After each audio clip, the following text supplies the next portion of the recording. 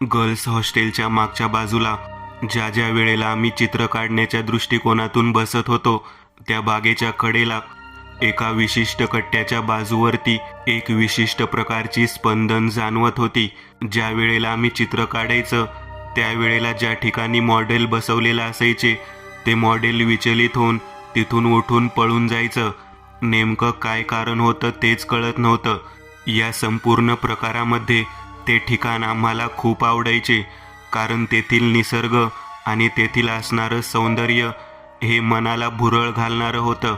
एकदा असंच मी श्वेताला म्हणालो की आपण त्या ठिकाणी फोटो शूट आउट करूयात, जास्त वेळ बसायला नको, आणि ते जे काढलेले फोटो आहेत त्यावरून मी तुझं पोर्ट्रेट पेंटिंग करतो. तिला ती गोष्ट आवडलेली होती. श्वेता माझ्यासोबत त्या गर्ल्स हॉस्टेलच्या मागच्या बाजूच्या भागामध्ये आली. मी तिला त्या कठड्यावरती बसायला सांगितलं.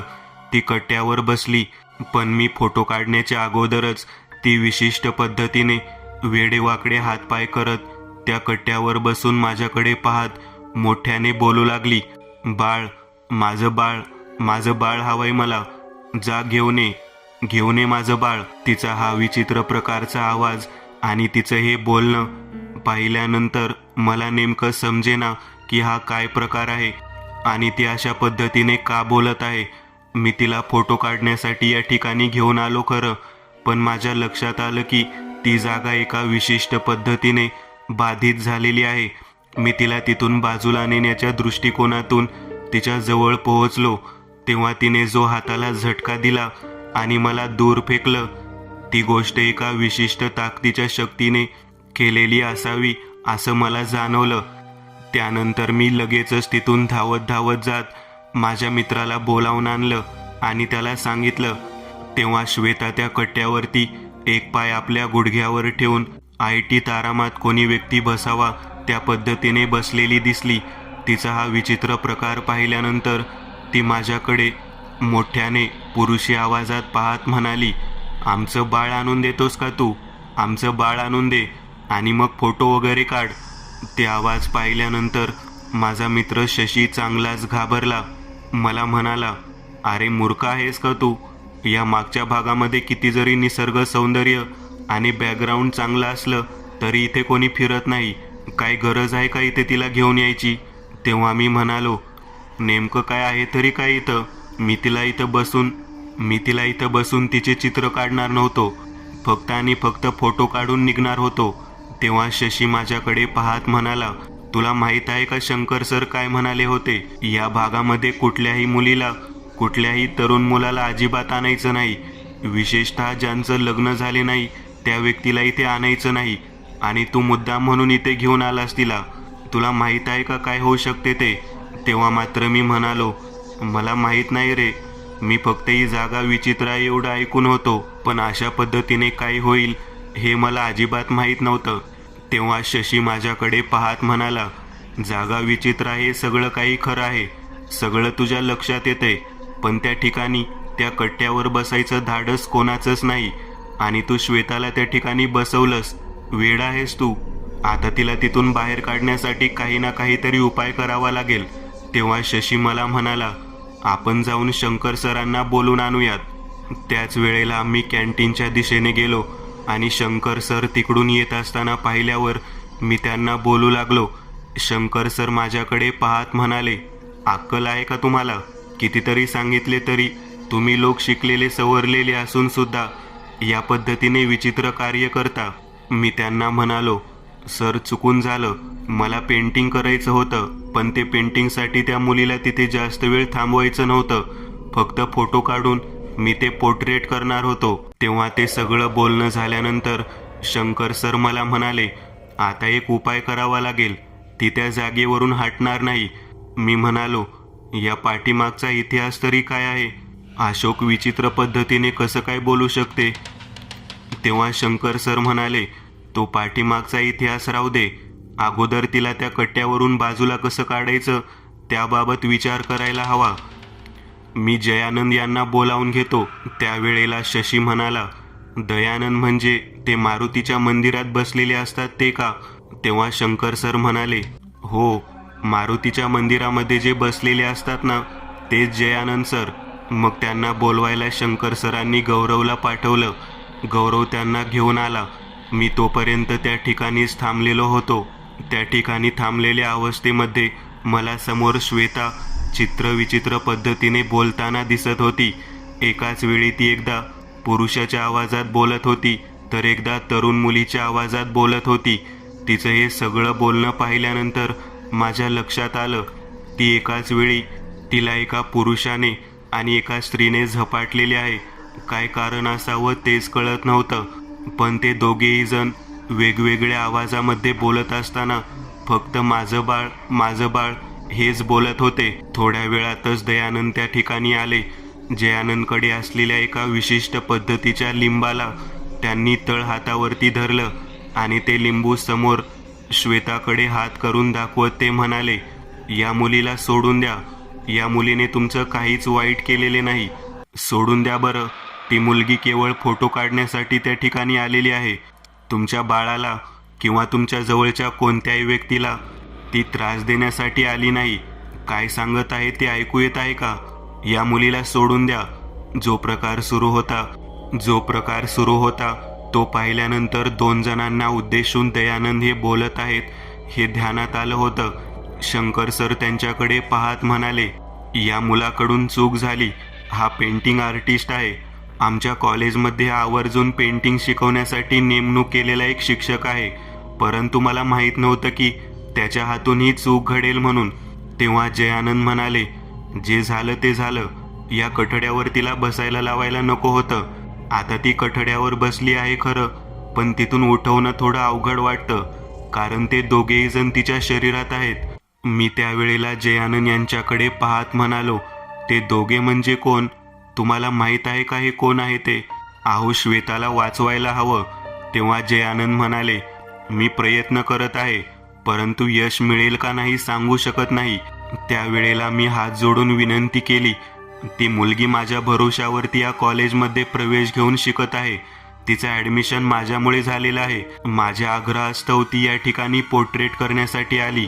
यात सगळ्यांमध्ये माझी चूक आहे. तिला काहीही करून वाचवायला हवं. मी तुम्हाला विनंती करतो. तेव्हा जयानंद माझ्याकडे पाहत म्हणाले, घाबरून जाऊ नका आणि थोडे मागे सरका. समोर थांबू नका. कठड्यावरून तिला उठवणं एवढी सोपी गोष्ट वाटते का? तेव्हा मी त्यांच्याकडे पाहत म्हणालो, काहीही करा, पण तिला वाचवा. शंकर सर माझ्याकडे पाहत म्हणाले, सगळ्यात पहिली गोष्ट म्हणजे तुम्ही इकडे तिला आणायलाच नको होतं. त्याच वेळेला जयानंद हे 2-2 पावलं पुढे टाकत त्या कठड्याच्या दिशेने चालत निघाला. हातामधील लिंबू त्या वेळेला रंग बदलत होतं. ते रंग बदलणारं लिंबू पाहिल्यानंतर जयानंद तिथेच उभारले. केवळ 10 फुटाच्या अंतरावरती ते तिच्या समोर उभारलेले होते. ती जागेवरती उभारली आणि इतक्या जोरात किंचाळली. तिचा आवाज आणि तिचा आक्रोश कांठाळ्या बसवणारा होता. एका क्षणात जयानंद सर 5 फूट मागच्या बाजूला हवेत उडून पडले. ते लिंबू खाली पडलं आणि उभारलेल्या अवस्थेत असलेली श्वेता त्या कठड्याच्या पासून दूर येऊन समोर पालथी पडली. तिच्या नाकातून रक्त येत होतं. मी धावत पुढे गेलो. जयानंद सरांना शंकर सर आणि गौरव यांनी उचलून बाजूला घेतलं. मी तोपर्यंत शशीला मदतीला घेऊन श्वेताला उचलून बाजूला आणलं. एक भयानक आक्रोश आणि आरोळी ऐकल्यानंतर त्या ठिकाणची जी वाईट शक्ती आहे तिची ताकद काय असू शकते याचा अंदाज आलेला होता. जयानंद सर त्या ठिकाणी तसेच मूर्छित अवस्थेत होते. त्यांना नेमकं काय करावं हे कळत नव्हतं. त्यांना ज्या हातामध्ये त्यांनी लिंबू धरला होता त्या हाताला थरकाप जाणवत होता. शंकर सरांनी आणि गौरवने त्यांना उचलून मागच्या बाजूला असलेल्या बेसमेंटमध्ये बसवलं. हळूहळू शुद्धीवर येत असताना जयानंद हे आमच्याकडे पाहत म्हणाले, या मुलीला एका विशिष्ट ठिकाणी ठेवावे लागेल आणि ते बंदिस्त ठेवावे लागेल. एवढ्या सहजासहजी ही गोष्ट सोपी आणि सरळ करता येणार नाही. त्यावेळेला जयानंद यांनी जे सांगितलं ते खूपच वेगळ्या पद्धतीचं वाटलं. काही क्षणातच आम्ही सगळेजण मिळून श्वेताला एका खोलीमध्ये घेऊन गेलो. श्वेताला खोलीमध्ये नेल्यानंतर मनामध्ये बराच त्रास जाणवला. तो त्रास एका विशिष्ट पद्धतीचा होता हे लक्षात आलं. मनामध्ये श्वेताबद्दल भीती वाटू लागलेली होती. तिला काही ना काहीतरी होणार असं सारखं वाटू लागलेलं होतं. मी जयानंद यांच्या जवळ गेलो. त्यांना प्रश्न करत बोलू लागलो. मी त्यांना म्हणालो, नेमकं काय आहे म्हणून? तुम्ही मला तिला खोलीत बंद करा म्हणून सांगत आहात. तेव्हा जयानंद सर म्हणाले, रात्र झाल्यानंतर लक्षात येईल की नेमकं काय आहे. त्या कठड्यावरून तर आपण तिला बाजूला घेऊन आलो, परंतु ती त्या सर्व गोष्टीतून बाहेर पडलेली नाही. त्या दोघांपैकी एकाने तिचं शरीर सोडलं आहे. एक जण तसाच आहे. तेव्हा मी म्हणालो, म्हणजे तिच्या शरीरामध्ये अजून एक वाईट शक्ती तशीच आहे. तेव्हा दयानंदजी म्हणाले, होय, एक शक्ती तशीच आहे. ती रात्रीतून स्वतःची ताकद दाखवू शकते. मी एका शक्तीला, जिने पहिल्यांदा तिचे शरीर धारण केलं, तिला बाजूला करण्यामध्ये यशस्वी झालो, पण दुसऱ्या शक्तीला थांबवण्याची ताकद माझ्यामध्ये नव्हती. मी दूरवर फेकलो गेलो. हे जे काही आहे ते साधं आणि सोपं नाही. त्यावेळेला मी जयानंद सरांना म्हणालो, म्हणजे नेमकं काय आहे या सर्व गोष्टीच्या पाठीमागे? तेव्हा सर म्हणाले, सांगतो, सगळं काही सांगतो, परंतु अगोदर या मुलीला आजची रात्र कोंडून ठेवावं लागेल म्हणजे लागेल.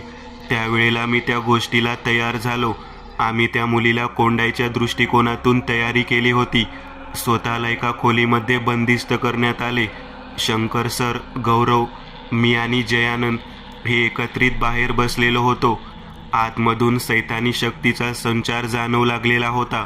खोलीच्या बाहेर दरवाजाला कुलूप लावून आम्ही बसलेलो होतो.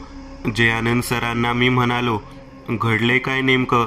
तेव्हा ते म्हणाले, आतमध्ये जी मुलगी आहे, जी श्वेता म्हणायची आहे, तिच्या शरीरामध्ये 2 शक्तींनी प्रवेश केलेला होता.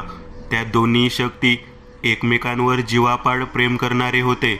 या कॉलेजमधलीच एक मुलगी आणि एका मुलाचं एकमेकांवरती चांगल्याच पद्धतीने प्रेम जडलेलं होतं.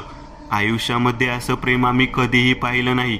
अगदी प्रवेश घेण्याच्या अगोदरपासून ते दोघं एकमेकांवर प्रेम करत होते. मुलींच्या हॉस्टेलमध्ये स्वतः मुलगी होऊन त्या मुलीसोबत राहायला आलेल्या त्या प्रियकराला शंकर सर सुद्धा ओळखू शकले नाहीत आणि गौरव तसेच शशीसुद्धा ओळखू शकला नाही. मी त्यावेळेला म्हणालो, म्हणजे शशीला सुद्धा ही गोष्ट माहीत आहे? तेव्हा जयानंद म्हणाले, हो, त्याला सुद्धा माहीत आहे. मी ॲक्च्युली तुमच्या कॅन्टीनला काम करणारा व्यक्ती होतो. माझ्याकडे कॅन्टीनची सर्व जबाबदारी होती. त्यावेळेला केवळ त्या मुलीच्या आणि त्याच्या अतिरिक्त जवळकीमुळे मी त्यांना ओळखलं. म्हणजे नेमकं काय घडलं? शंकर सर त्यावेळेला बोलू लागले, विषय असा आहे की मुलींच्या हॉस्टेलला प्रवेश घेण्याच्या प्रक्रियेमध्ये ती मुलगी आणि तिचा प्रियकर दोघेही जण उपस्थित राहिले होते. प्रियकराने तिच्यासोबत लग्न करण्याची इच्छा व्यक्त केली होती, परंतु अजून वय पूर्ण होत नाही म्हटल्यानंतर त्या दोघांनीही ती शक्कल लढवली होती. घरातून असणारा विरोध आणि त्याचबरोबर बाहेर एकत्रित राहता न येण्यासारखी परिस्थिती, यामुळे त्या मुलीने त्याला एका चांगल्या मुलीच्या गेटअपमध्ये प्रसिद्ध करून या गर्ल्स हॉस्टेलमध्ये आणलं. मुलाचं नाव किरण होतं. मेल फिमेल दोघांनाही सारधम्य असणारं नाव असल्यामुळे इथे गफलत झाली आणि मुलगी म्हणून हॉस्टेलमध्ये प्रवेश देण्यात आला. त्याच एका बरोबरीने प्रवेश घेतल्यामुळे ते दोघेही एकाच खोलीमध्ये राहण्यासाठी होते आणि त्या दोघांमध्ये तेथूनच मुक्त पद्धतीने शारीरिक संबंध सुरू झाले. कुमारिका असणारी ती शीतल म्हणायची मुलगी या किरणपासून गरोदर राहिली. हॉस्टेलमध्ये कॅन्टीनमध्ये जेव्हा जयानंद यांनी त्याला ओळखले तेव्हा मात्र तिथे दोघांवरती कारवाई म्हणून कॉलेजमधून हॉस्टेलमधून दोघांनाही रेस्टिकेट करायचं ठरलं. परंतु परिस्थिती आणि दोघांचे एकमेकांवर असणारे प्रेम पाहून त्याच ठिकाणी त्यांना दोघांना वेगवेगळे राहण्यासाठी पाठवण्यात आलं आणि तीच मुख्य चूक कॉलेजकडून घडली. दोघेही वेगवेगळे राहिले, परंतु जेव्हा शीतलची आजी तिला भेटायला आली तेव्हा कळलं. तिच्या डोळ्यावरून आणि हाताच्या नाडीवरून तिला दिवस गेलेले तिने ओळखले आणि हॉस्टेलच्या प्रशासनाला जबाबदार धरत त्यांनी मुलीला तिथेच मारहाण करायला सुरुवात केली. त्यावेळेला त्या मुलीच्या बाजूने किरण येऊन उभा राहिला आणि त्याने तिच्याशी लग्न करणार आहे असे कबूल केले. परंतु त्या ठिकाणी मॅनेजमेंट, शिक्षक आणि त्या मुलीच्या घरच्यांनी या गोष्टीला नकार दर्शवला. ज्या वेळेला मागच्या बाजूला एक छोटा हौद होता, त्या हौदाच्या दिशेनेच या दोघांनी तिथून पळ काढून लपण्याचा प्रयत्न केला आणि त्या चेंबरमध्ये ते दोघेही जण पडले. तिथे गॅस टँक असल्यामुळे अर्धवट चेंबर उघडे असल्यामुळे त्या दोघांचाही त्या ठिकाणी मृत्यू झाला. दरम्यान आम्हाला काही दिवसांनी ती गोष्ट समजली. 2 दिवसानंतर वास सुटल्यावर आम्ही त्या ठिकाणी पोहोचलो तेव्हा शीतल प्रसूती होऊन तिचं बाळपण त्यामध्ये गेलेलं होतं. एक भयानक घटना घडलेली आहे. घरातील लोकांनी कुमारी बाळंतीण मृत्युमुखी पडलेली गोष्ट दाबून ठेवायचं ठरवलं आणि बाजूलाच एक खड्डा खंदून त्या दोघांचीही प्रेत त्या ठिकाणी गाडण्यात आली आणि त्यावरती बसण्याचा कट्टा बांधण्यात आला. ज्या कट्ट्यावर श्वेता बसली होती त्या कट्ट्याच्या खाली शीतल आणि किरण या दोघांचेही प्रेत गाडण्यात आल्यामुळे त्या ठिकाणी सैतानी पद्धतीच्या गोष्टी सुरू झाल्या. बरोबर अमावास्येच्या दिवशी हॉस्टेलमधील कोणी व्यक्ती किंवा इतर कोणी त्या ठिकाणी वावरत असेल तर त्याला झपाटायचं भयानक सत्र सुरू झालं आणि शीतल मोठमोठ्याने ओरडून माझं बाळ मला हवं आहे, माझं बाळ आणून द्या, माझं बाळ आणून द्या म्हणून ओरडू लागली. त्या दोघांच्या प्रेमाची एवढी भयानक ताकद होती की एकाच वेळी ते दोघेही जण जो मिळेल त्या व्यक्तीच्या शरीरामध्ये प्रवेश करण्याचा प्रयत्न करत होते आणि त्यांना त्यांचं बाळ हवं आहे म्हणून ओरडून सांगत होते.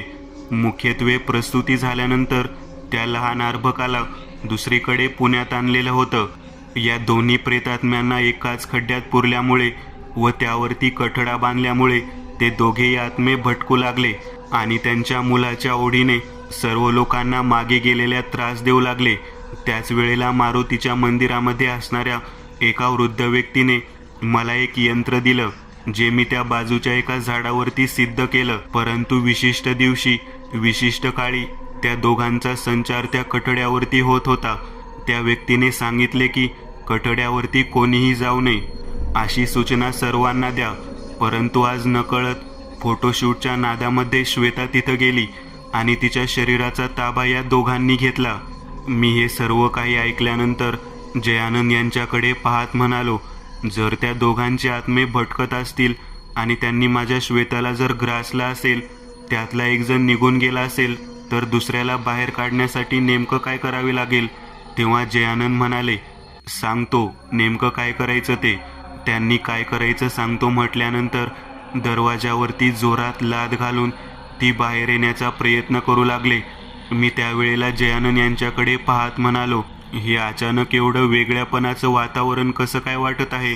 तेव्हा जयानंद म्हणाले, हे सगळं वातावरण होण्याचं कारण म्हणजे आपली जी चर्चा सुरू आहे, आपलं जे बोलणं सुरू आहे ते आतमध्ये असलेल्या त्या शीतलने ऐकलं आहे. श्वेताच्या शरीरामध्ये असणारी शीतल स्वतःचं अस्तित्व नष्ट होणार या दृष्टिकोनातून धिंगाणा घालत आहे, म्हणून तर हिला खोलीच्या आतमध्ये बंद करून ठेवा म्हणून सांगितलं. त्याच वेळेला बाहेरच्या बाजूला खिडकीवरती धडधड ऐकू येऊ लागली. तेव्हा जयानंद, शंकर सर, गौरव, शशी आणि मी आजूबाजूला पाहू लागलो. खिडकीच्या आतमध्ये प्रवेश करण्यासाठी एक काळसर रंगाची आकृती व्याकुळ झालेली होती. तेव्हा जयानंद सर म्हणाले, हा किरण आहे. आपल्या प्रेयसीला एकटा सोडून तो राहू शकत नाही.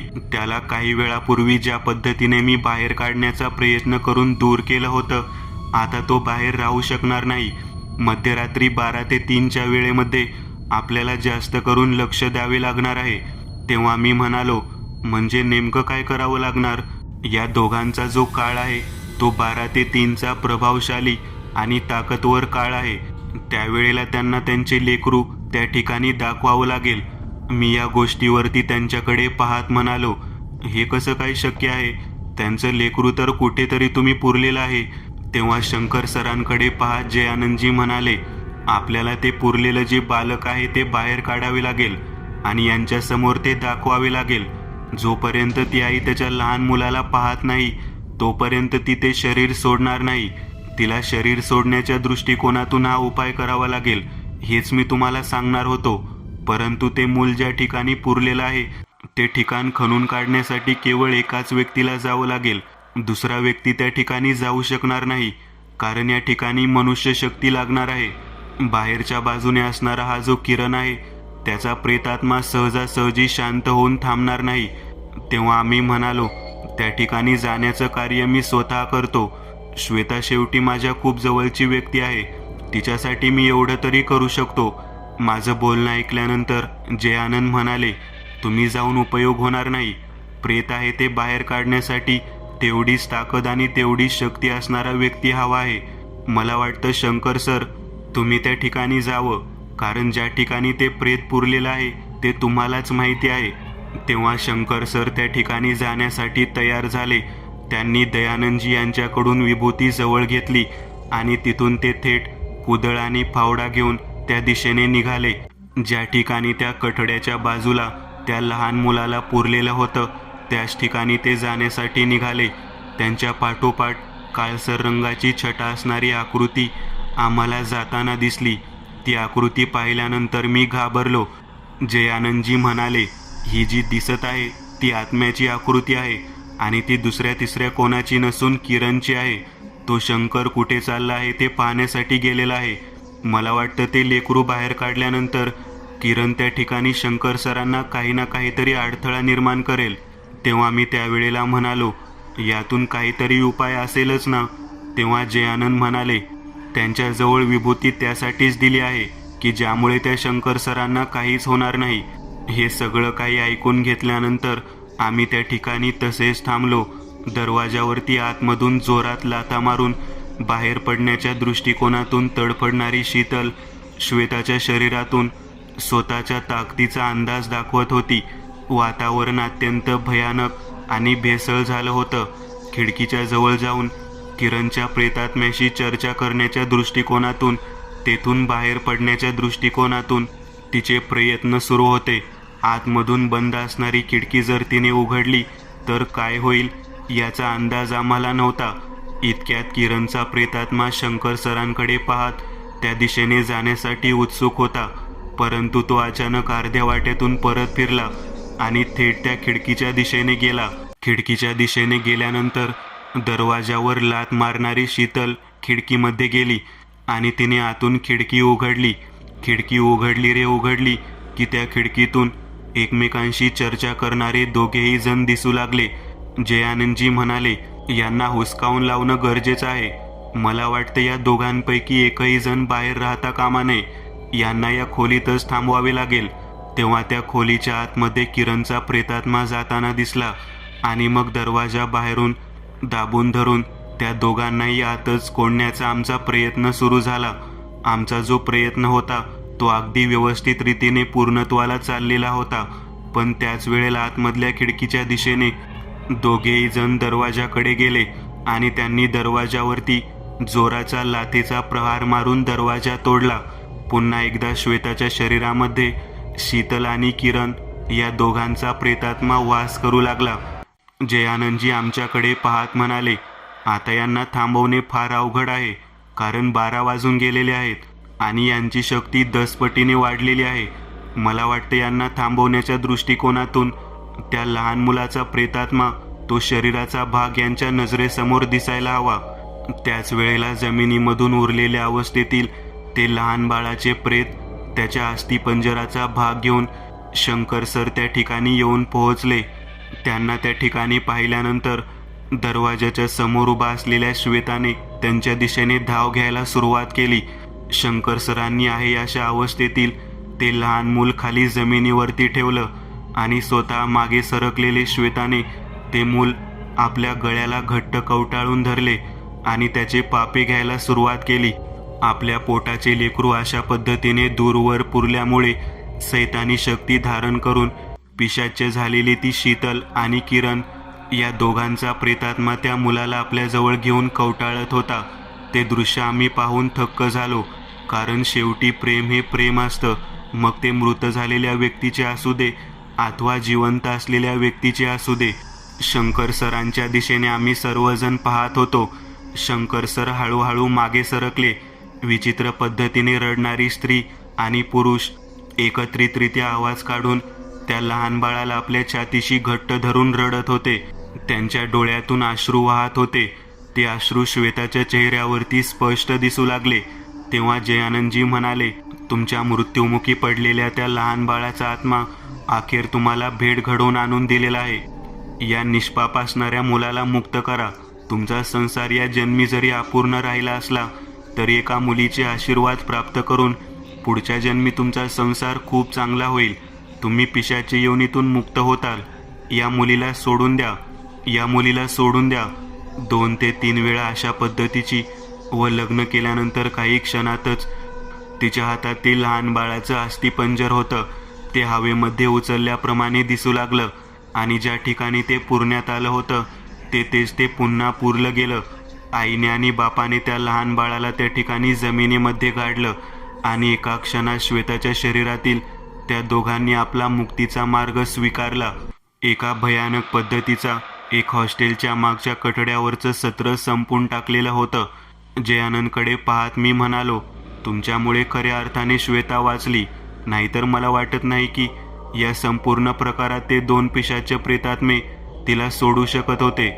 खऱ्या अर्थाने आज तुम्ही श्वेताला जीवनदान केले. हा संपूर्ण भयानक प्रकार मी डोळ्यानं पाहिल्यानंतर माझा मित्र शशी त्या ठिकाणी आमच्या सर्वांकडे पाहत म्हणाला, कायमस्वरूपी जर एका प्रेतात्म्याला मुक्ती द्यायची असेल तर त्याच्यावरती अग्निदाह संस्कार करतात. त्या कठड्याच्या खाली ज्या ठिकाणी या दोघांची प्रेत पुरलेली आहेत ते परत उकरून काढावं आणि तो कठडा या पिशाच्य प्रेतात्म्यांपासून मुक्त करावा. कारण ज्या ठिकाणी हाडांवरती अग्निदाह संस्कार होत नाही तेथे पिशाच्याचे पुनरागमन होऊ शकते. हे सगळं काही ऐकल्यानंतर जयानंद शशीकडे पाहत म्हणाले, अगदी बरोबर सांगितलं. आपण उद्याच्यालाच हे कार्य करूयात. दुसऱ्या दिवशी पुन्हा त्या ठिकाणी सर्व अस्थिपंजर एकत्रित करून अग्निदाह संस्कार करायचे ठरवले आणि त्या 3ही मृत असलेल्या प्रेतात्म्यांना मुक्ती देण्याचं अंतिम कार्य करून आम्ही शांततेने बसलेलो.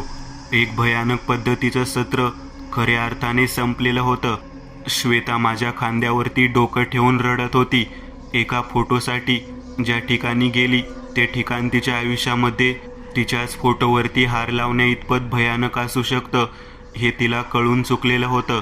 कुमारी बाळंतीण होणारी मुलगी आणि तिच्या इच्छा आकांक्षा कशा पद्धतीने तिला पिशाच बनवून लोकांना त्रास देतात ते प्रत्यक्ष पाहिलेलं होतं.